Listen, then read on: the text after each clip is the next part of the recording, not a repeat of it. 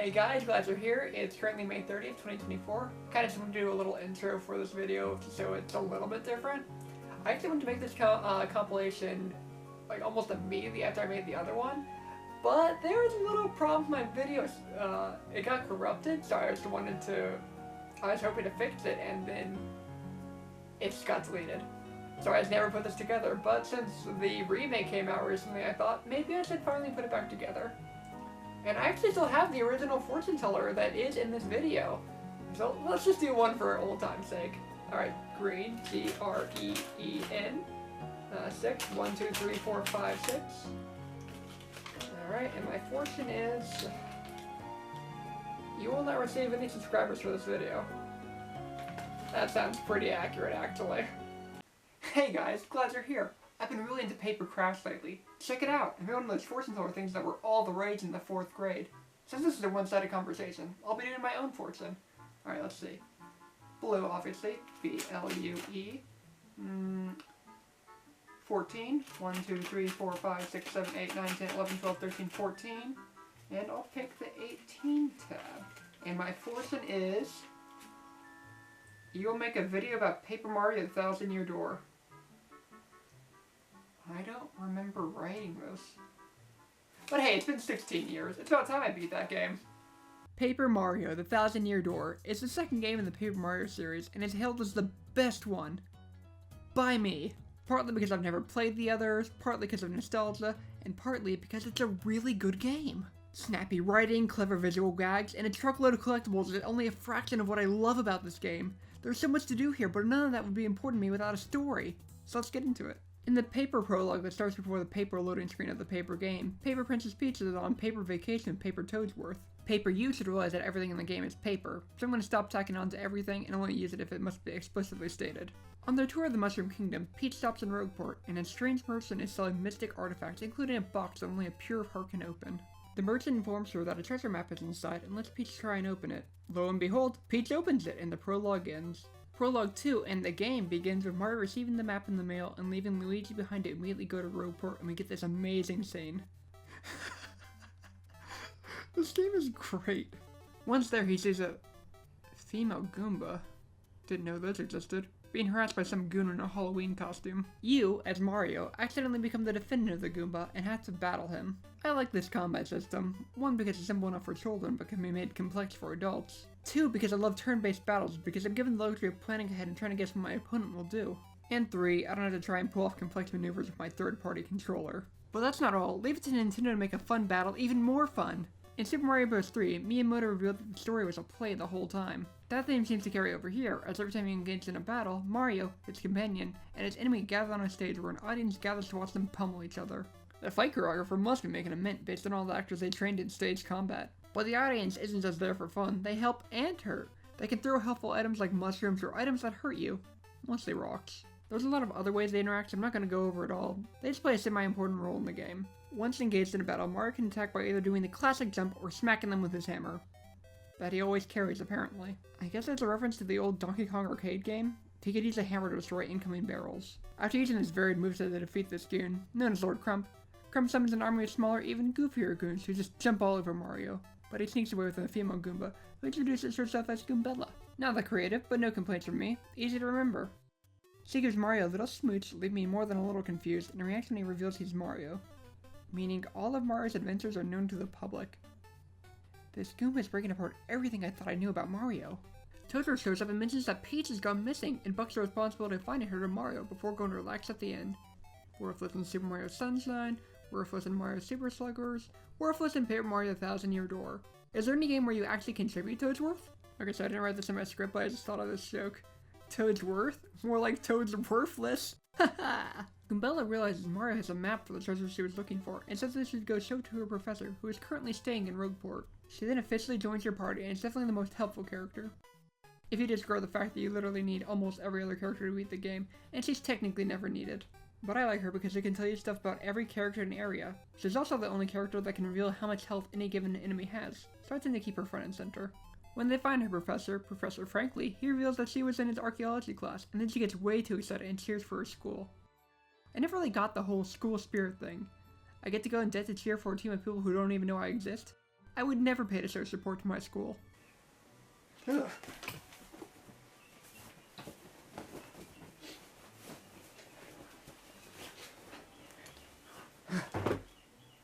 Dang it!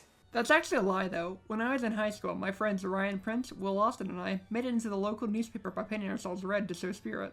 But anyway, after convincing him, Professor frankly tells them to get the treasure resting below Rogueport, one must obtain the crystal stars, but one can only find the crystal stars with a magical map. You know, the one Mario has. So convenient. Frankly demands to be taken, and we get another cute visual gag, and finally get our first warp pipe. Wouldn't be a Mario game without a warp pipe. I decided to play the battle tutorial even though we already had our first battle, and Mario finally gets to stomp Goombella, something I imagine he wanted to do since first spotting her. They head down into the shores and some Goombas, who I imagine spend all day watching Grease, hit on Goombella and she sasses them into anger.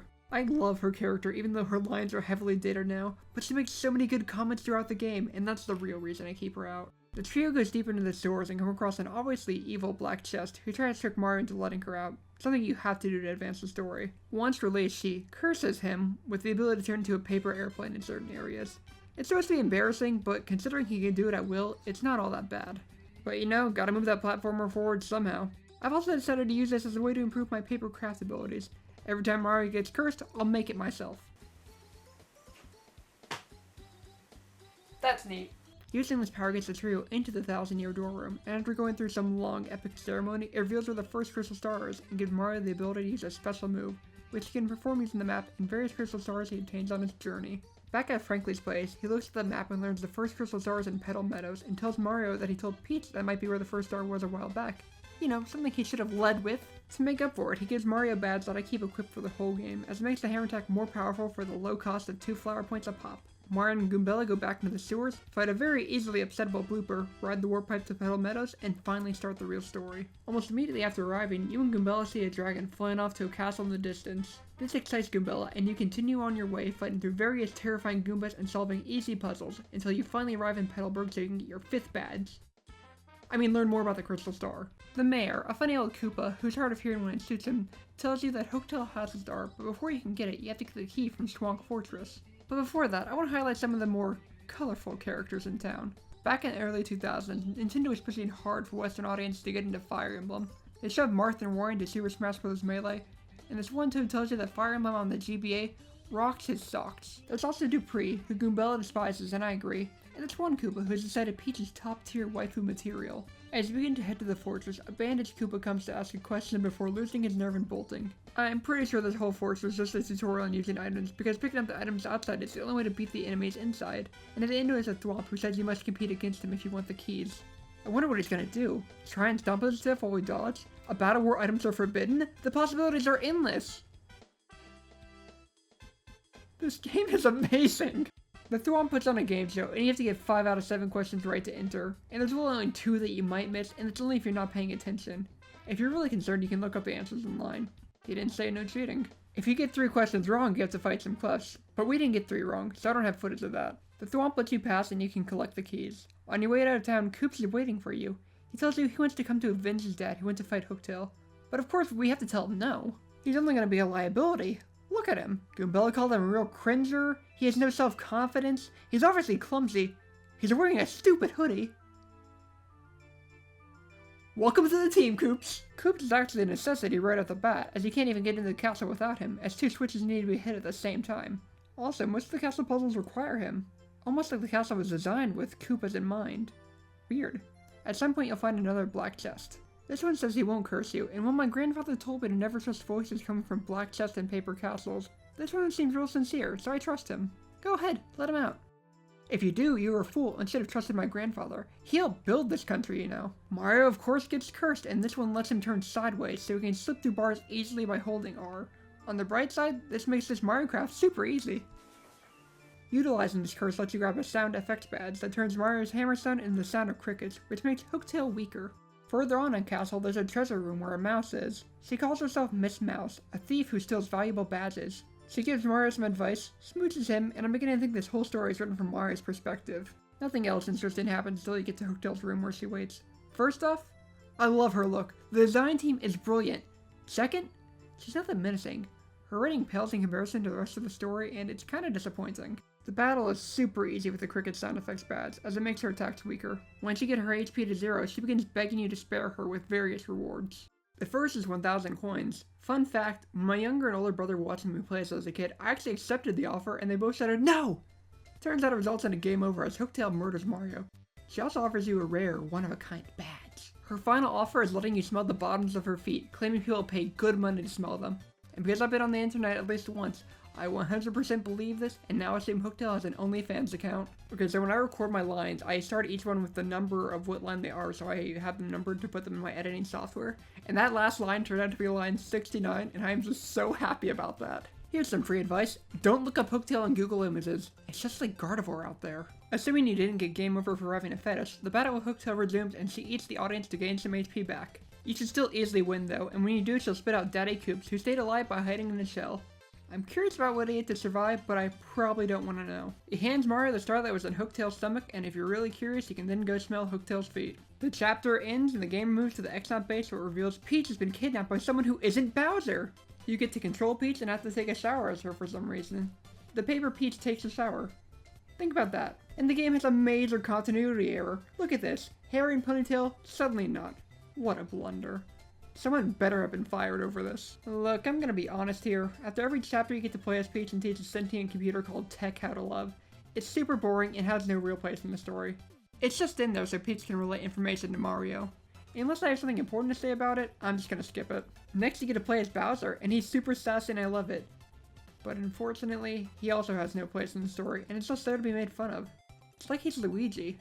Bowser learns about the crystal stars, decides to get them himself, and gets upset when he learns someone else kidnaps Peach. So those are the two subplots we're gonna have to be keeping up with. Unfortunately. Back with Mario, he starts heading back to Rogueport when he gets a message from Peach on his mailbox SP, which is shaped like a certain handheld Nintendo system. She lets you know that she's been kidnapped like always, and that her captors are after the crystal stars too. With no time to lose, you head back to the site of the 1,000-year door, show your new star, and the map reveals the next star to be in Bogley Woods. Frankly says to look for a pipe underneath the town to get there. However, this is your first chance to explore the other areas of Rogueport. But I'm only gonna go for the important parts. There's a badge shop with a familiar looking clerk, and a wizard who can upgrade your partners in exchange for shine sprites. Near the 1,000-year door are some bars where a weird creature flees behind when he sees you. With your new ability, you can turn sideways to get through them, and the small creature's cornered, and the best dialogue option in the game is presented when he asks if you're bullies. Guess again, nerd, is the only correct option here, even though Goombella chastises you for it. The creature, named Punio, tells him that the Exxons have been tearing apart the tree his clan lives in, so he fled looking for help, and decides you're the one to do it. It being chasing the Exxons out of his home. Punio opens up the way for you and you're off to Bogley Woods. Once there, you get your second look at the Shadow Sirens. I skipped the first. Although this is technically Beldam's third. They've been ordered to intercept Mario, but don't know what he looks like, so he just strolls right on past. They brought a sketch, but Beldam, the leader, blames Vivian for losing it, so they fight over that. I'm really not a fan of the white, black, and gray aesthetic going on here. It's so drab and makes me sad when I look at it. So we're gonna speed on through. The tree has been locked by the Exnauts, and they need the help of a nearby wind spirit to open the secret entrance. But first they need to get her necklace back from the Shadow Sirens by beating them in a fight. After that, she smooches Mario as all single girls in this game must, and joins you as a partner. They use it to reveal the hilarious secret entrance, and Punio crawls through and locks the door, getting them all inside. Once inside, you learn that almost all of the Punies, which is what their species is called, have been captured. So as a hero, you have to save them all. Starting with the Elder, of course. Her key is hidden in the treasure room, but our master thief has already knocked out the guard and kisses Mario again, causing Goombella to call her a floozy.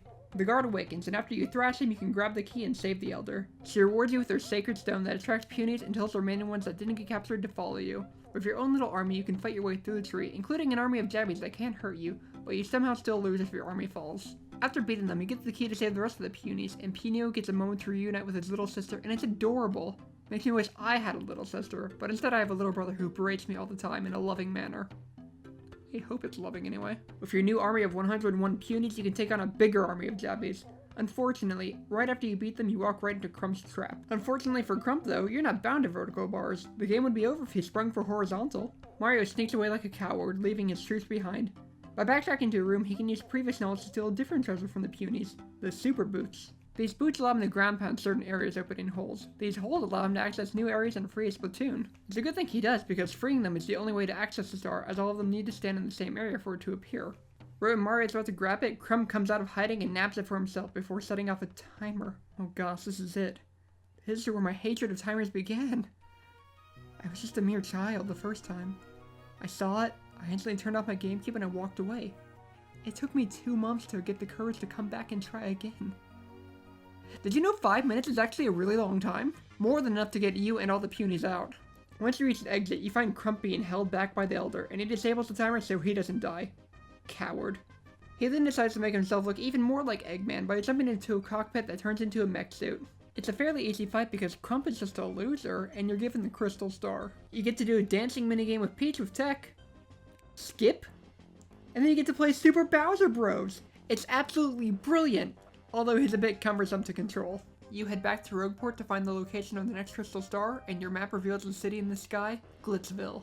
Glitzville is known mainly for its gladiatorial arena, which I think is just a parody of wrestling. Frankly tells them the only way to get there is by blimp, but the only way to get a ticket for the blimp is through the Mafia, but in much more words. It all leads to a very annoying side quest where you have to find Don Panda's daughter, who decided to elope with his right-hand man. They're just hanging out at the pier, so I don't know why they couldn't find him. Unfortunately, or fortunately, depending on your point of view, I don't have footage of that, so we're skipping straight to the blimp ride. Oh my gosh. The city just hates the Earth, I guess. Constantly releasing balloons into the atmosphere, all these lights on perpetually, those 4 rocket engines going just to keep it afloat. Climate change is real, and it's all because of Glitzville. Whatever, it looks cool, I guess. There's a lot of interesting stuff in Glitzville, but the main attraction is the Glitz Pit, where our favorite mousy thief is. It's not a scripted interaction though, so you can ignore her if you wish. When you finally do go into the arena, you can see the reigning champ gloating, and when he holds up the champion's belt, the Crystal Star is smack in the middle of it. Gumbella says you gotta battle your way to the top so you can win that belt, so you go meet the promoter, Grubba. After you sign a contract, he dubs you the Great Gonzalez. He introduces you to his assistant, Jolene, who walks you through how to register a fight on the GBA, or computer terminal, on the wall. You start off in the minor league locker room, and while it's dingy, it's my favorite. Real sense of camaraderie in there. Jolene makes you register for a fight immediately, and you go against the uber weak Goomba Bros. My favorite thing about the Glitz Pit is how into it Goombella gets. She constantly trashes opponents and talks smack. It's great! By defeating enemies, you climb the ranks, and at a certain point, an egg is found at the hot dog stand, and it's big news! You and your partner save it from becoming a hot dog, and it begins following you around, hanging out in the locker room while you fight. Eventually, you have to fight an opponent that's impossible to beat with any of your current partners, and your only option is to run away or lose. But never fear, your egg hatches into a Yoshi that can take them down. But first things first. I read online that the color can vary, and you want a blue Yoshi, because I want a blue Yoshi. So let's do this thing. Dang it! Dang it! Dang, ew. Dang it! Dang it! Finally, a blue Yoshi. This feels wrong. Let's go back to green. Yoshi completely wrecks the unbeatable scrubs and allows you to move up to the Major League. The weird things start happening. You start getting emails from some guy named X who promises you the Crystal Star if you follow their instructions. They also secretly send you a new hammer that you used to get into a previously blocked room that has some important papers. However, Jolene shows up and antagonizes you before taking the papers. Later on, you receive another anonymous email threatening you, and at some point, Bowser shows up for a fight, contributes nothing, and then leaves. After that, X sends you some more instructions and has you break into the storage room. Miss Mouse, however, has already broken in, presumably for a rare badge, and gives Mario a peck before heading out. After that, X sends Mario some more instructions, which leads to him seeing a secret meeting between Grubba and Jolene, where they discuss missing fighters and how often it happens. After you win some more fight, X gets you another key to a previously locked room where you find 2 of the missing fighters who have been drained of all their energy. Unfortunately, you can't do anything for them though, and you just have to leave and go do your title match. There's a whole sub-story here where Rockhawk tries to sabotage you, but it's not important. He's a real pushover. You get set up in the nice comfy champs room and hear something coming from the vents, and X sends you one last message to go check it out. While in there, you hear Grubba talking to himself like an idiot and incriminating himself on a lot of disappearances. You sneak in when Grubba leaves and find plans for a machine under the ring that sucks energy out of fighters to keep Grubba young, all powered by the Crystal Star. I guess I forgot to mention that the Crystal Star on the belt is fake. Whoopsies! Grubba catches you snooping and skedaddles to the ring, where you have your final, mandatory, showdown in the Glitz Pit, Great Gonzalez versus Grubba. Grubba reveals his machine and has to transform him into Macho Grubba. Something interesting about this fight is Grubba is the only boss to actually use the power of the Crystal Star. I just think that's neat. As far as this game's bosses go, he's pretty tough. He constantly powers himself up and is a very heavy hitter. But you know, kids game, so it's kind of easy. Jolene shows up after the fight and thanks you for defeating Grubba, and then she reveals that she's X? She got herself hired at the Glitz Pit to investigate the disappearance of her little brother, former champion Prince Mush.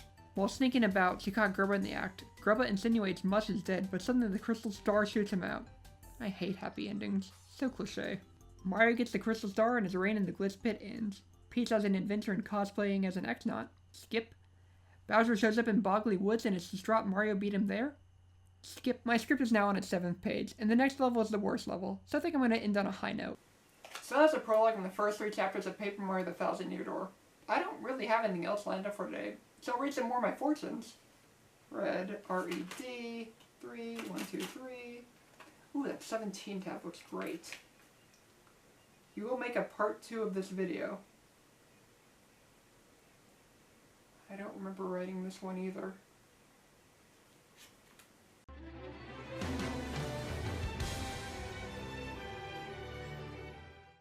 Hey guys, glad you're here. I'm currently under duress to make a second part of my Paper Mario the Thousand Year Door video from that fortunes level that I made from the last video. Now if that proof seems silly, I'd love to explain to you why it's not, but it's insistent that I get started right away. Isn't that right?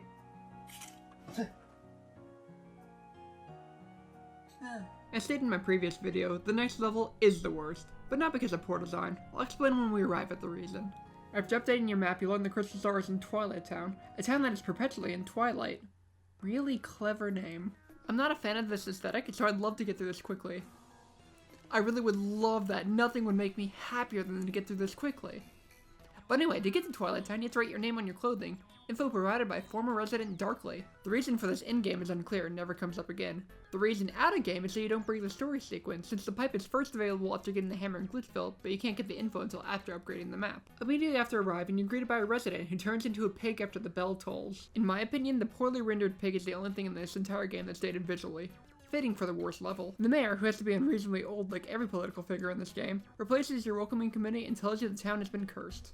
Every time the bell at Creepy Steeple tolls, a town member gets turned into a pig. Apparently you don't even have to be a resident for this to occur, as the mayor urges Mario and company to run. This does beg the question though, if the curse isn't tied to the townspeople directly, why don't they just leave? I mean, the pipe is set up in a safe part of town, just ride it to Rogueport sewers and set up camp there for a while. We know they can leave because Darkly did. He just hides in the dark, and what's darker than sewers? Sure, you might be leaving behind a loved one, but they'd probably want you to run rather than share their fate. You could also probably bring them with you. There's this one mom who has 3 kids and she's like, yeah, this is fine. Staying would make sense if they are actively trying to solve the problem, but they're not. They're just resigned to fate. A fate they don't have to accept. It's just annoying to me. Oh, and about that mom, if you help her feed her children, she turns into a pig, and the youngest considers eating her. What? Also, what the heck do you mean by that, Goombella? I take offense. Anyway, the mayor says the Crystal Star is probably in Creepy Steeple, so Mario heads in that direction. Before you can go though, you find another one of those black chests, and this one claims it's not like the other chest. They even tell you they'll give you a new ability. Sign me up. I can't believe she lied to us like that. She curses you and gives you the power to roll around into a tube. You might look ridiculous, but you can still jump, and it's faster than walking. Not Yoshi riding fast, but still fast.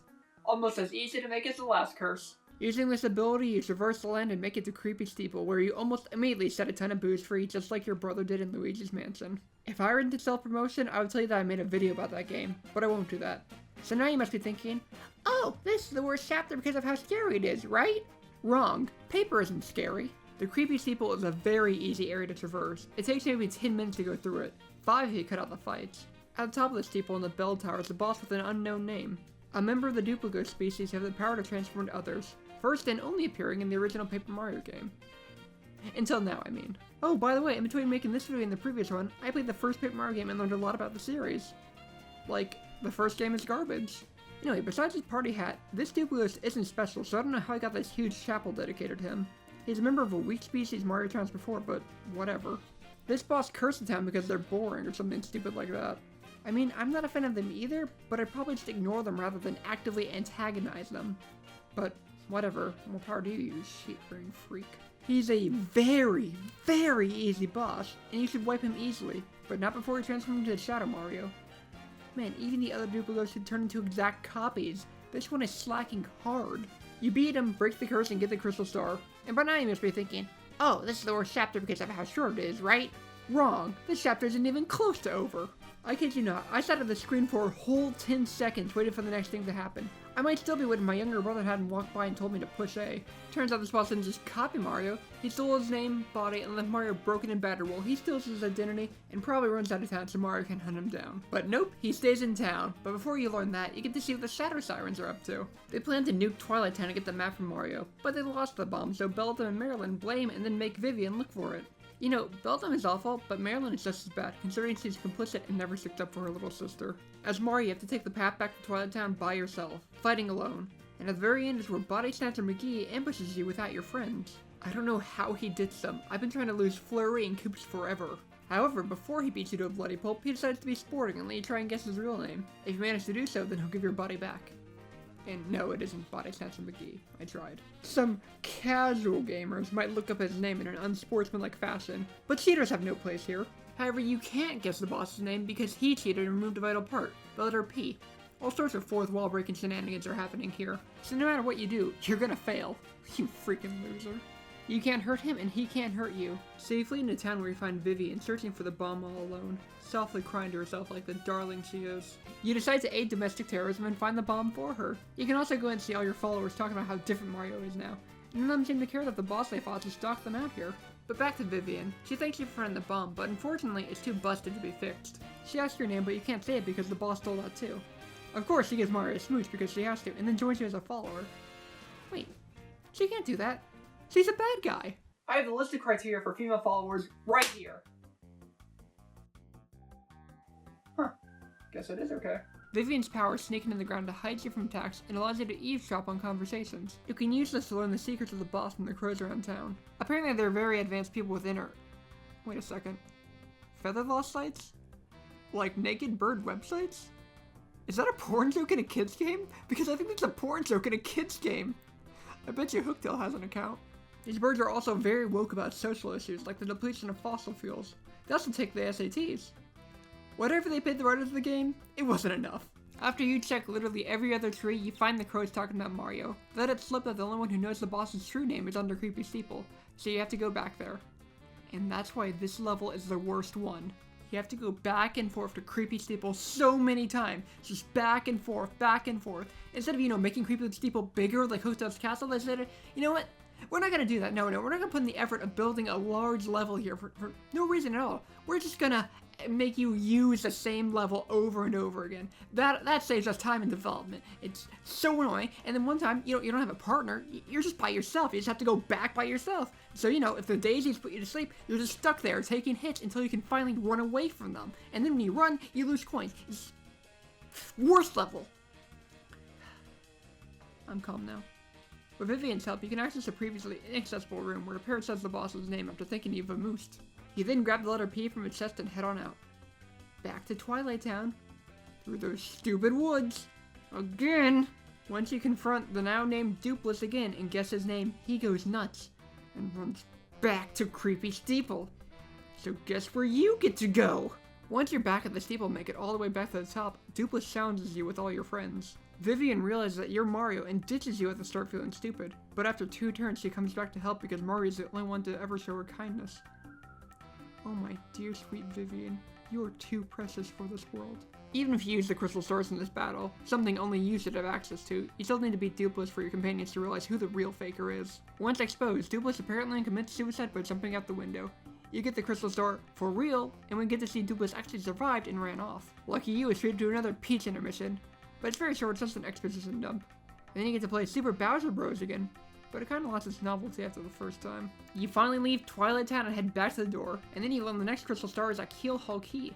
Professor Franklin also tells you the treasure is actually a demon soul that was originally sealed away by 4 heroes 1,000 years ago.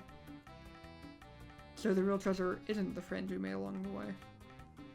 Disappointing. Now, I ignored this next part of the game before, but it's important now. In Rogueport, there's a trouble center where people can post their problems and you can solve them for a reward, normally coins. A lot of them are underwhelming, a lot of them are very annoying, but after Chapter 4, a problem goes up with an unknown client. If you choose to accept it, and I think you should, you find the client to be Miss Mouse, who sends you on a wild chase back into Hooktail's castle to find a rare badge. However, this all turns out to be a test by her to see if you were worthy of her joining your team. And you are! Way to go. Completely optional and pretty worthless party member, but I like having her around and she already met all the required criteria, so why not? With that side quest done, it's time to head to Keel Hall Key. To do that, you need a boat. or access the pipe under the town that takes you all the way there, but that's too easy. No, in the Soda Bar there's a wealthy businessman named Flavio who yearns for adventure. At your suggestion, he decides to finance the trip to Keelhaul Key, because he heard many ships going missing there. But he also heard there's tons of treasure. In no time at all, Flavio assembles a crew including some toads, a rough-looking bob-omb named Papat, and a familiar-looking pirate named Four Eyes. I know him from somewhere, I'm sure of it. He's probably in the original, I just never talked to him. Flavio also appoints you as captain. He then says he still needs a helmsman though, and Papat recommends the legendary and salty sea dog Bobbery, who is rumored to live in Rogueport. The coincidences don't stop coming! You're tasked with recruiting Bobbery, but he refuses to go. So you find more info about him from the soda jerk Podley. He reveals Bobbery's tragic backstory that years ago, while he was sailing, his wife, Scarlet, got sick and died. He had no idea until he returned home and he blamed himself. His rationale was he could have saved her if he had been there. That was my 69th line, and that wasn't nearly as funny as last time. On her deathbed, Scarlet had written Bobbery a letter and given it to Podley to give to him. But when Podley saw how much pain Bobbery was in, he couldn't bring himself to give it. In that instant, I forgot Crump, Grotus, the Shadow Sirens, and everyone else who tried to do his harm. The real villain is Podley. Podley passes the letter on to you to give to Bobbery. When Bobbery reads the letter, it makes me cry. Here is, no joke, completely unedited footage, music and all. It moved me.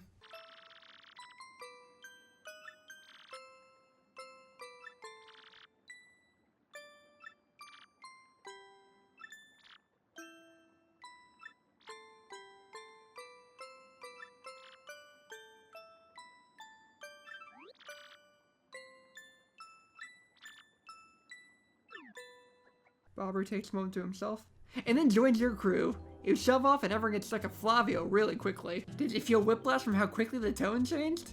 That's what the game felt like. When you near the key, you're attacked by fire spirits who sink the ship, but thankfully, the whole crew is okay save for 3 missing members, including Bobbery. They were unfortunately lost. You and the rest of the crew spend 3 days on the island without seeing them. After the camp is attacked, Flavio nominates you to explore the island. Almost immediately, you find the missing crew members, and they're under attack. Bobbery sacrifices himself to save Four Eyes and the random toad. Four Eyes breaks the fourth wall and talks directly to you, and I have no idea what he's talking about. Who is this guy? Do you know? You save Bobbery, but he's gravely injured. His last wish is for a bottle of Coca-Cola Cola. Now, while this may seem like an awful last wish, this is because the game was localized. Alcohol being present in any form would have upped the ESRB rating to at least a T, and they wanted to keep it on an E, which is why all the bars were replaced with soda bars. In the Japanese version, also known as the original version, his last wish is for a bottle of scarlet wine, in memory of his wife. It's much better. As luck would have it, exactly 1 bottle washes ashore, and Flavio trades it for a coconut. Once the bottle's delivered, Bobbery drinks it and drifts off into an endless slumber, which ends almost immediately, because he's not dead, just asleep.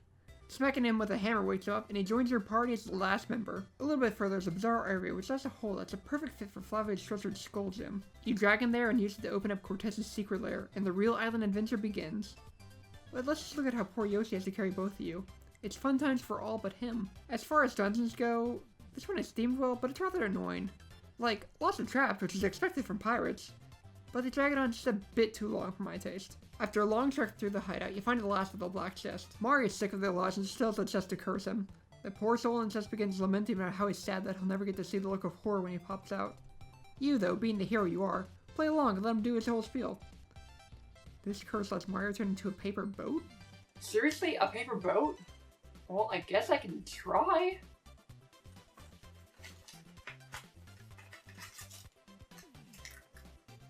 Ta-da! I got kind of bored near the end and skipped the last few steps, but I'm pretty sure she's still seaworthy. Let's check! Alright, time for the SS Mario to set sail. Huh. I honestly expected it to sink. The cursed guy thanks you for participating and then disappears. Utilizing this new power, you sail deeper in the cave where you come across a boat of shipwrecked toads. You free them, and it turns out these 2 lovebirds were on board as well. Great callback! Oh right, I lost that footage. This is Don Panta's daughter and his right-hand man, the 2 who eloped. However, this breaks continuity. You see, at the start of this game, there's a toad at Rogueport who is upset that his brother never came back after sailing away, way before these 2 Pantas ever left on their ship. Later, it's revealed that brother was on the same shipwreck as these 2, despite having gone missing way before. Whatever they paint the writers of this game, it was too much if oversights like this are gonna occur. Just sloppy Nintendo. You're now able to get into the last room of the hideout, which contains Cortez's ship and spirit. Cortez, whose skull makes me think of a hamster for some reason, immediately attacks you when you enter his treasure room. This is a really fun boss fight where he goes through a ton of different forms, each with 20 HP. At the end of it, he just comes back because he's a ghost and can't be beaten. But he decides to hear you out and hands over the star willingly because he doesn't really like it, and then just lets you go. A chill dude that Cortez is. The chapter ends, but you're not done yet. Four Eyes mounts an attack and reveals he was actually Crump this whole time! What a plot twist! I'd grown to love the Four Eyes character, but it turns out he was just waiting to steal the crystal star from you. My heart is broken. Crump begins sieging the island with his X-Naut ship, so Flavio thinks to go negotiate with Cortez to borrow his ship to fight back with. You bring him to Cortez, who turns out has a blood feud with Flavio's family after they stole his family gem, which was the key to moving his ship. Cortez is ready to turn Flavio into piñata, not a joke, but Flavio, being a shrewd businessman, manages to talk his way out of it. He returns the Skull Gem in exchange for use of Cortez's ship. You know, Flavio was really annoying at first, but here he shows his true colors. He takes responsibility for his men, goes to face Cortez even though he's scared to death, and gives up his most valuable possession just to save everyone. I would be honored to serve under him. Cortez assists and gives us a great visual gag before engaging the X-Naut ship in the open waters. It's not versus Ghost and Toads in the ensuing battle, and you get to fight Crump and his wall of minions. I hope you thought the heal because I know I sure didn't. Crump attacks using his infinite minions as living weapons. But he's the bad guy, so he loses even after cheating and coming back with more health. You repel the attack and Crump just leaves. Like nothing happens. You get a Peach intermission where she strips naked and wanders around the base. After taking an invisibility potion, I mean. Really should have led with that. The only reason she does this is to steal data from Grodius at Tech's insistence. Bowser and Crump have a showdown in Twilight Town with their full forces and accidentally set off the super bomb from before, doing humanity a favor by wiping all of Twilight Town off the face of the earth. Back to Mario, you learn some of the crew decide to stay on Keel Hall Key and build a new life, while most like to return to Rogueport on Cortez's ship. Once back home, Cortez decides to stay and act as your personal water taxi to and from Keel Hall. But like I said, that pipe from Boar basically makes him worthless. Merlin is waiting outside his shop and gives Mario a cryptic puzzle. It leads you back to Hooktail's castle where you find an error that reminds Merlin he can upgrade your partners more. 100% worth the journey.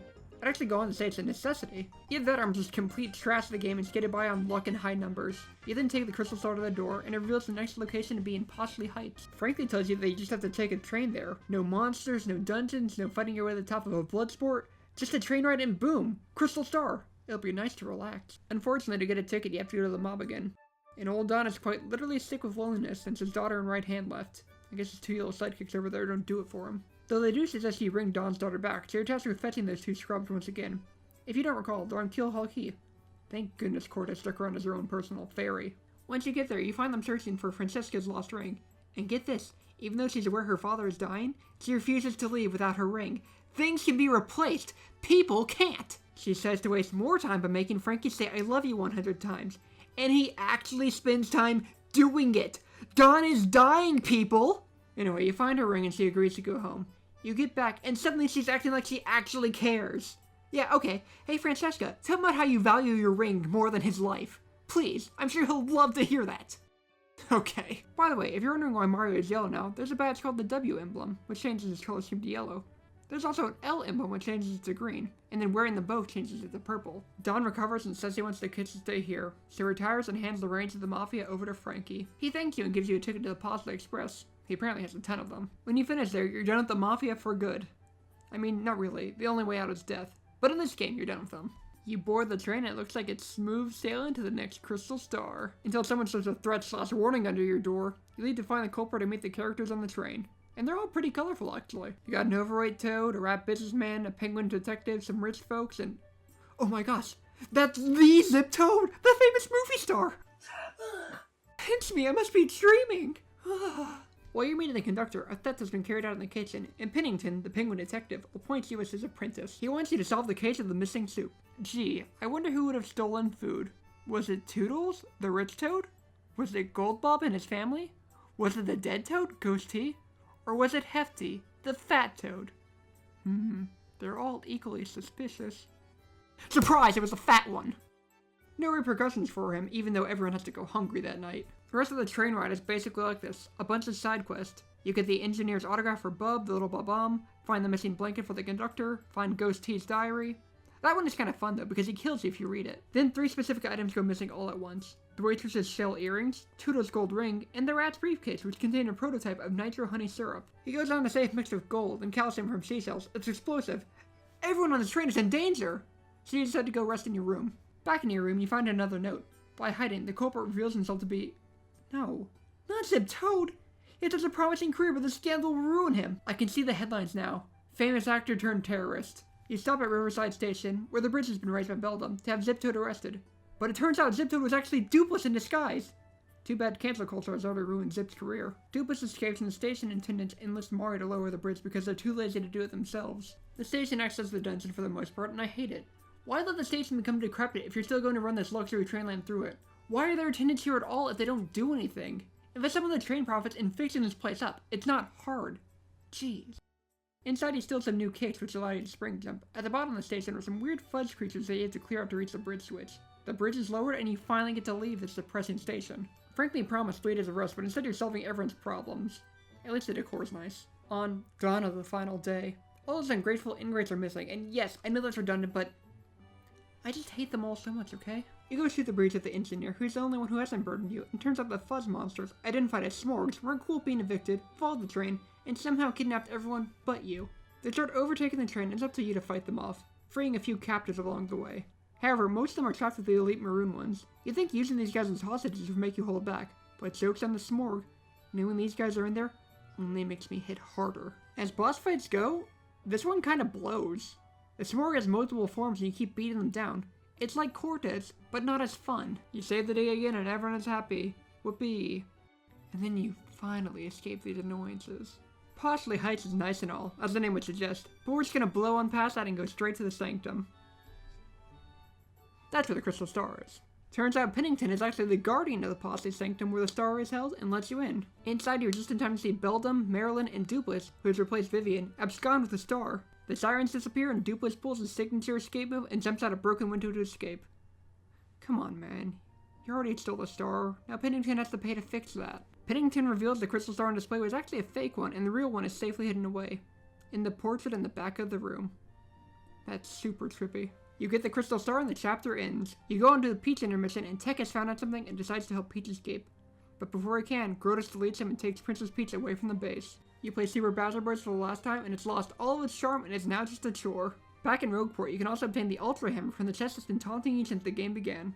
I guess you didn't throw away Julian's hammer because this one is better? At the 1,000-year door, you update your map for the last time and find out that the lost crystal star is at the Exxon's base, which is located on the moon? I really don't want to go to the moon. So I guess we're done here. And that was part 2. I fulfilled my future, so I'm done, right? No, I'm done. And you can't make me make another.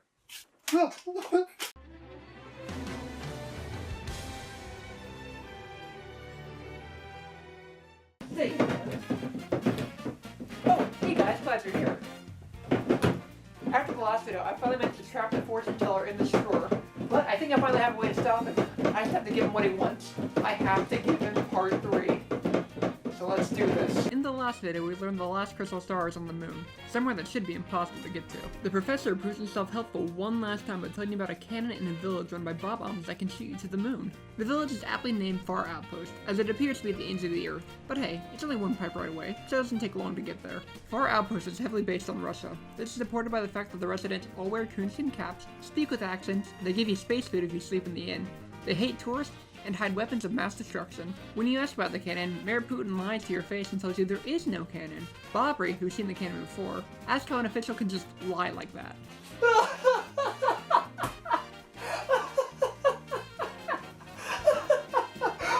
How can an elected official lie like that?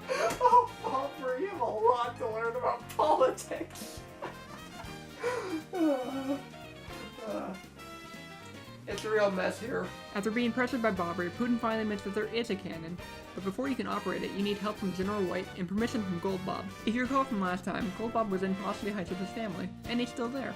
He then proceeds to take all your coins in exchange for permission to use the cannon and to guide on how to operate it. He then returns your coins because he's a good guy. It makes me feel bad that we wailed on him earlier when he was bomb-napped. General White is a bit more tedious to track down. I didn't record it because I was running out of space on my computer, but it turns out the good general was trying to find you, and goes to everywhere you've been before finally returning home because he was tired. The reason he was tracking you down was because the fortune teller in Rogueport told him that Mario will fulfill his dreams of operating the cannon once more. And he's on board. With Goldbob's permission and General White's expertise, the cannon is raised out of the ground once more. But when reading more about Far Outpost, I learned in the official Nintendo Power Player's Guide for the 1,000-Year Door, the commentary stated, Considering most of the Bob-ombs speak with Russian accents, those of you who grew up in the 60s may feel a bit nervous when you see the enormous weapon rise from the silo. Resist the urge to hide under your desk and tuck your head between your legs. And, wow. That was something I never thought about. When I was a kid, it was just funny. Haha, bombs have cannon. But I never thought about people growing up in the Cold War era that might have some form of PTSD, and this could trigger it. And if it was a joke, it was in pretty poor taste. Weirdly enough, this Cold War era tech is some of the most advanced in the game. The only area that surpasses it so far is Glitchville. Despite that, the only way to fire it is to cram it full of civilians and have them all blow at once, sending you to the moon. The moon is unfortunately very lame. Though it is nice to learn oxygen is actually a silly myth and you don't need it to survive. There are 6 areas of the moon, but they're not worth going to. Especially since you walk slowly. You just need to go one screen to the right where you'll see the Exxon Fortress that's covered in a glass dome that keeps all the mythical oxygen inside. At least Compilation acknowledges that. A lot of the time when I'm recording, I'll go off script when I think of something that doesn't make sense. Why does the fortress have a door? It makes no sense, because if you open that door, you lose all of the oxygen that's in the base. Even if it's sealed, it still doesn't make sense, because you never see the Exxons leave through that door. And they don't bring, like, moon rock samples in or anything. There's nothing out there, so I don't know why they have a door. This is asking for trouble. I don't know. The base is the dungeon for this level, and it's cool to explore it without being Princess Peach and all her restrictions. Not much more cool, but still cool. But the big reveal is the teleporter, which shows how the Exxons travel to and from the base. They have a little shack in the sewers that houses some of the most advanced technology of all time. I don't know what Grotus wants, but if he would just patent his teleporter, he could put Pipes out of business and defeat Mario that way. There isn't much more in the base worth talking about. There's a crane game, and this little thing that converts your party to 8-bit sprites. I do like that, it's cute. You get to do another game show, which is a nice callback, but ultimately a waste of time. It's just not as funny the second time through. And finally, you have to do this stupid jungle gym of machinery. I get what they're going for, but it serves no real purpose. They don't appear to be constructing anything else, and I know they didn't turn these on for Mario. They want him to reach the end so all the stars will be together. So, what's the deal? I just don't understand what's going on here. Crump waits for you as the boss of the area and tells you Peach is gone. He hops in the Magnus von Grappled 2.0, and Crump the Chump crumples like an apple crumble. Or a metaphor that makes more sense but isn't as phonetically pleasing. His suit explodes and sends him out into the cold darkness of space. But never mind the fact that he may have just killed the man. Grab the crystal star and let's check on Bowser! King Koopa has arrived at Pausley Heights, where after attempting to steal the fake crystal star, a Paragoomba arrives to deliver the news that Mario is heading to the Thousand-Year Door, and Bowser declares he'll be there. Back with Mario, the base has gone into lockdown, and you're led to Tech's computer room where it turns out Tech isn't deleted. At least not completely. He only has a little bit of memory left, and is running on backup power. He informs Mario that Grotus took Peach to the Palace of Shadows, and uses the last of his power to send Mario back to Rogueport via the teleporter. But he has one last request. Tell Peach, thank you. Once you escape, Tech blows up the base, doing his part to end the Exxon's plan. Frankly greets you and tells you the Thousand-Year Door opened, so collecting all the stars was a worthless endeavor. You head down to the Thousand-Year Door, and with all 7 crystal stars and the map in one place, the symbols on the door begin lighting up, pulsating, and the door opens for the first time in 1,000 years. Unless you count the time it opened earlier today for Grotus. I really don't get the point of this whole ceremony if the door can now be opened by anyone. But open it does, revealing a portal to hell itself. You might think I say that because of the swirling dark vortex, but it's actually my cute little way of referring to the final dungeon, the Palace of Shadows. This is it. The final challenge for Princess Peach, and the world, awaits to be saved from Grotus. But first, let's check over some other things while I try to drag the length of this video out. There are 2 simultaneous stories that are happening while Mario has his adventure. We'll look at Lumpy the Ratatouille first. Lumpy first appeared at the beginning of the game at Rogueport's dock, where he's looking for investors to fund an oil expedition in Dry Desert. Spoiler alert, he succeeds. But not without problems. He chronicles his whole journey into a 7-part journal and allows you to read it when he returns. Based on everything written, I think the whole thing is built in as fan service for people who like the previous game. I'm going to keep a counter of every reference from the previous game. We'll start at 1 with Dry Desert. Poor Lumpy. He had such noble intentions to help the people of his village with the money, but immediately after leaving Toad Town and climbing up Mount Rugged, he's been set upon by a vulture that took everything from him, including all the invested money. He nearly dies in the desert, but Professor Colorado saves him and brings him to Dry Outpost. After he nearly dies in the desert again, he wakes up in a desert oasis after being dragged there by Mustafa. Mustafa gives him directions including a blue cactus and cactus-like rock, leaving him at a point between Dry ruins. At that point, he's much more comfortable because he's stocked up on lemons and limes in the oasis. Despite finding nothing and being on the brink of death yet again, he keeps digging because this is where Merlovely told him to dig. And also something about hope, I don't know, I don't care. Depending on how much Mario invested, he gives different amounts back. If you give nothing, you receive nothing. If you give 100, you get 300. 200, you get 600, and if you give 300, you get 999, which is the max coins you can hold. I don't know who or how anyone would ever manage to grind up to 300 coins before Lumpy leaves, but if they did, good for them. Weird note, in the Japanese version, if you give 200 coins, you only get 500 back. I'm not sure why. The other person having an adventure is Luigi. I'm not going to go way into this because I don't want to spoil it. I will, however, give her the premise. Luigi receives a letter from the Waffle Kingdom asking for help. Luigi answers his call and learns Princess Eclair has been captured, and the only way to locate her is to assemble all the pieces of the Marvelous Compass, with each piece pointing to the next. Sounds familiar, no? Every chapter will show up in Rogueport with a new companion. He'll tell you his version of what happened, and then his companion will tell you about the parts Luigi omitted. After chapter 4, the Rogueport store will begin selling copies of Luigi's adventure, written to make Luigi sound much more heroic. The last copy will only be available after you beat the final boss. It's a really interesting story, and I highly recommend following it. Now back to Hell, better known as the Palace of Shadows, and also known as the final dungeon of the game. The decorations are kind of sparse, save for some wall sconces and spinning sticks of fire. I don't get it. Why have such an elaborate home if you're not even going to decorate it? At least put up some posters. Even the carpet is boring unless you like maroon. It just makes every room kind of look the same. And as a result, I'm just gonna skip talking about most of them. Eventually you get to the Palace Garden, and you have to destroy private property to advance. You also have to fight Gloomtail, Hooktail's older brother who becomes enraged when you mention you beat/killed her. You officially make dragons extinct and leave with a star key and enter a tower of multiple rooms. The fun thing about this tower is you need every partner's ability to solve the puzzles and earn keys, except for Goombellas and Miss Mouses. Oh, I'm sorry, did I say fun? I meant mind-numbingly boring. At least there's finally some decorations at the top of this tower. Activated in the Astrolabe, a new section of the palace opens, but before you can go, you have to go see the Shadow Sirens, minus Vivian, plus Frankly. And they reveal that the Professor Frankly at the door was actually Dupless. Fun fact, I actually forgot that while writing the script and thought that would have been a great plot twist. Now I see why I thought that. So really, everything was fine until you opened the door. Way to go. I guess I also didn't come up with sheet-wearing freak either. It's weird what sticks in the subconscious. You battle and easily knock them out and make your way to the throne room where Grotus is waiting. Talk about annoying bosses. He has his little minions that surround him and multiply, and as long as one is alive the turn before, he doesn't take damage. But he's incompetent, so he loses. He is smart though, and reveals he has Peach captive, and if Mario moves, he'll kill her. Another fun fact, the development team messed up. Attack and non-attack had their options flipped, so if you choose to non-attack, Grotus takes it as you attacking. He begins to kill Peach, but Bowser does the one thing that matters in the story and crashes through the ceiling, stopping him. He then demands you fight him. This battle is only difficult because you should be weak from battling Grotus, but a cakewalk if you brought items with you. But this is my problem with Bowser being in the story. He doesn't do anything other than land on Grotus, and that barely counts as there was a number of things they could have done to stop him. Take Bowser out, and the only difference in the story is Bowser is no longer there. Don't shoehorn him in for no reason is what I'm trying to get at. While you're distracted fighting Bowser, Grotus shoves aside the one piece of furniture in the room and takes Peach into the room below. The last room. The first thing you learn is the decor budget went to buying tons of candlesticks and a coffin. The second is that the ancient demon soul treasure is going to take control of Peach's body. The Shadow Queen comes out of her coffin, and darkness engulfs the land and quite possibly the whole world. Except Twilight Town, because, already dark. Princess Peach gets possessed and starts her goth phase. And yes, it is just a phase, despite what she tells her mom. Grotus demands she kills Mario and friends, and the Shadow Queen reveals she doesn't take orders from anyone, even the person who awoke her, and then she casually murders him. The Sirens and Dupless return, and Beldum reveals it was her plan to revive the Shadow Queen all along, as she is a loyal subject. The Shadow Queen finally notices you and offers to let you serve her, and in exchange, she'll spare your life. Pretty good deal, honestly. However, if you accept it, it's game over. But as the hero, you defy her, and the final fight starts. At first, it's a farce. No matter what, you can't beat her. But eventually, she shows her true form so she can beat you easier. I guess she senses your power, because she asks you to serve her one more time. And upon refusal, the crystal stars light up and fly all over the land, to everyone Mario has helped in his travels, and they all send their wishes to Mario to fight and win.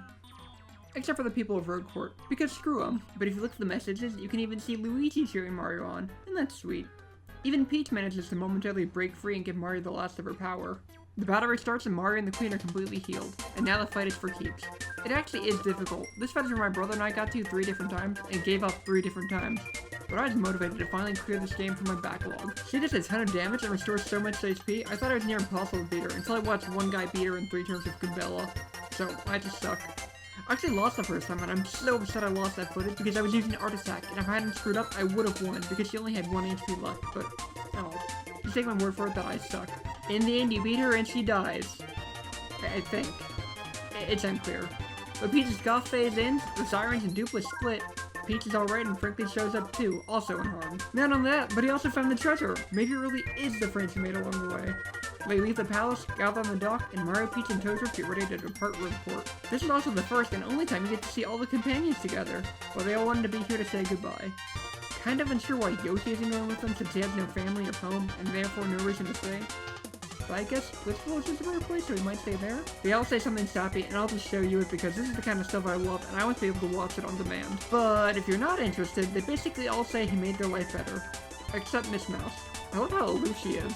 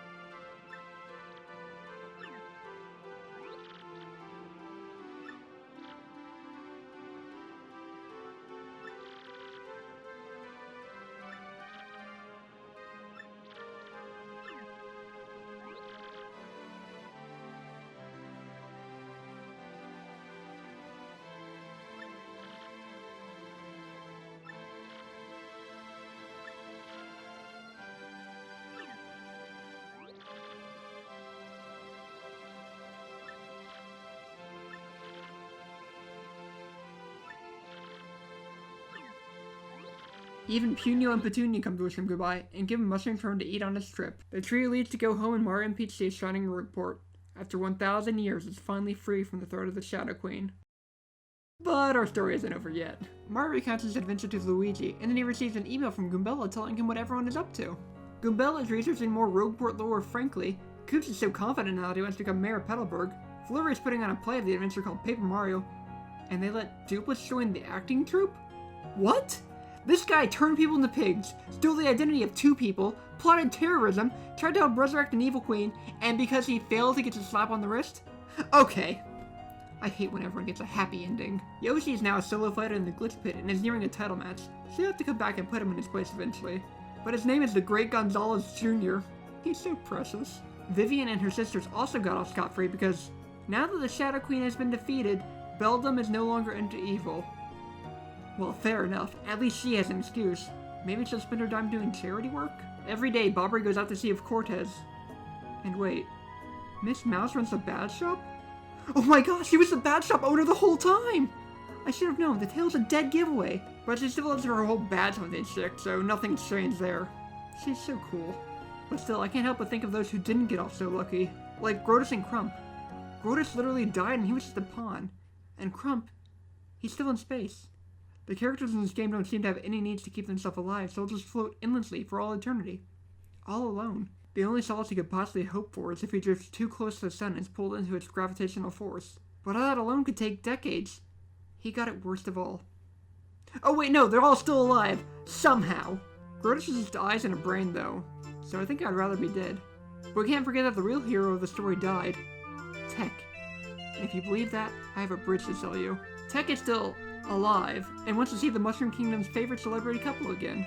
Goombella also hints that she fell in love with Mario, but decides to keep it a secret. I love her character and wish she would appear again as an actual NPC or companion, not just as a cameo thing. But as of the Origami King, my hopes remain dashed. The game finally ends with Toadstool coming in with a treasure map and you leaving to go find it. You never actually do though, and if you continue, you end up back in Rogueport after the battle with the Shadow Queen. This is a huge step up from the first Paper Mario, where after you beat Bowser and the game ends, you can't continue. So you never really win. With the credits rolling, I want to take a moment to thank everyone who worked on this game. I appreciate every single one of your efforts. You delivered a great game. Thank you. You can go to Frankly and he'll tell you the treasure was a dried shroom and not friendship. I think it's supposed to be a joke, but they also play it as a major discovery, as now you know people ate mushrooms 1,000 years ago. Okay. With that, I thought I was done. I disconnected my recording equipment and put my laptop back. Then my brother walked by and asked me if I finished the title log. I said no because I never wanted to put over 100 trials past level 50, and he just said, "Wow, bad," and walked away. So I got back to work. I don't have recordings because I didn't want to get my stuff back out. But I do have pictures. I knew I was about to complete the recipe list and give every badge or he would keep mocking me. I started with the recipes because I realized I could use those in the pit. It was a mind-numbing 3 hours as I looked them all up online and started to make the most of my trips everywhere. I had to go back to Creepy Steeple and I wanted to cry. But eventually, I made all the recipes, and most of the badges I needed were also rewards in the pit, so down I went. My first thoughts were, wow, what an easy 90 floors. And then I got to the 91st floor, and I realized I was woefully unprepared. The elite wizards were killing me, but I scraped by, and eventually made it to the final boss who was optional, Bonetail, the elder sibling of the other two tailed dragons. Bonetail's gender is disputed over regions, so normally I go to the source for confirmation. But I can't find it, so I'll be referring to Bonetail as male. He seems to have lost his mind after being stuck in the bottom of the pit for so long. And apparently being dead doesn't help, since he doesn't speak and only roars. I imagine the Shadow Queen stuck him down here to kill anyone who somehow got past everything else. So I just realized I didn't actually write the story of the pit in my script, so quick recap. The pit was made by the Shadow Queen to throw any naysayers who disagreed with her down there. They were supposed to be killed by the monsters, and, you know, they get tougher as the floors go down to give people like a false sense of, maybe I'll get out of here. And then they get to the bottom, Bonetail's supposed to, you know, kill them. But that didn't happen to Mario. Bonetail almost got me, but I was determined not to have to go back down the stupid pit. So with all my determination, and a little bit of luck, I managed to beat him. And I was finally done, as he spit out the last badge. I collected every badge, I did every zest tea recipe, and I finished the tattle... No. No. I missed the stupid bomb in the pit. They all blew up before I could tattle on them. I'm so sad. Back down I go. It wouldn't be so bad, but I have to go back down to the 92nd floor. But I eventually did it. I completed the tattle log. But there was still one thing left. It's no, not finding every star piece. There's literally no point to that since I already have every badge. It's not finding every shine sprite, I already did. The last thing I have to do is buy all of Grifty's stories. You may have noticed over the course of these videos that I use specific pronouns to refer to the black chest. That wasn't me assuming gender, that was me referencing the backstory. You ever wonder how the Shadow Queen was sealed away? Well, Grifty will tell you by selling you 16 stories at 5 coins a pop. To summarize, the Shadow Queen is a demon from the great beyond. She used her powers to create the crystal stars to exert her influence. She built castles all over the country and hid a crystal star in each. Only Hooktail's castle remained standing. Eventually 4 heroes decided to fight back. A brave male Toad, a smart female Goomba, a strong male Koopa, and a magical female Boo. Together, they managed to steal the demon and the crystal stars, but the demon cursed them back. When they let go of their last crystal star, they'd be cursed and taken over by a chest. The only thing I don't get is why they became malicious liars who cursed when they were released. But before that, the wise Goomba carved up the great tree for the Peonies to live in, who swore to protect the Emerald Crystal Star in return. She was then taken over in the sewers on her way back to Rogueport. The Toad hero collapsed and asked the healer who was taking care of him to hide the star in a place known to no one. It's unclear which star this was, but due to its just being located in Hooktail's castle, it can be presumed to be the Diamond Crystal Star. The Boo hid the Ruby Crystal Star in the Creepy Steeple, and was then taken over on her way back to Rogueport and Twilight Town. I tell you, nothing good happens when you go to Creepy Steeple! The last crystal star to be hidden was the Sapphire Crystal Star in Keelhaul Key, but the Koopa was tired, and when Cortez stole it, he was immediately taken over. The Koopa, not Cortez. I'm unsure how Grubba attained the Gold Crystal Star, as I'm sure Glitchfield wasn't around 1,000 years ago. I'm also unsure where the Crystal Star in Rogueport was hidden. I'm thinking maybe that one was just left at the door, people might think that was the treasure and just leave. At least the Garnet Star was hidden well in the Posse Sanctum. But before the heroes left to hide the stars, they wrote a map together that could lead them to the stars, and put it in a chest made so that only the Pier of Heart could open it. It's unclear how Bedlam found this chest, but I'm guessing she was stalking the heroes the whole way and snatched it when they all went down. And that's all the backstory. And with that, I am officially done with Paper Mario: The 1,000-Year Door. After 16 years. It only took me 16 years, but I'm done. And the fortune teller stopped fighting back, so I guess we're finished here. I want more fortune, what the heck? Alright, purple, P-U-R-P-L-E, fish, F-I-S-H, and the 16 tab. You'll make a compilation of these videos.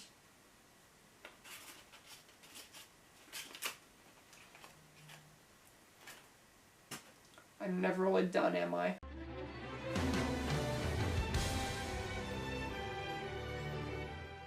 The way this video originally ended was that last part I paused for a second after I threw the fortune teller and said, oh wait, that's this video, because it was the compilation, so therefore I was done. But, well, that video file got corrupted. So, one more fortune. Let's do it. Purple. P-U-R-P-L-E. P-U-R-P-L-E. 4. That's a 17. That's 21. 1, 2, 3, 4, 5, 6, 7, 8, 9, 10, 11, 12, 13, 14, 15, 16, 17.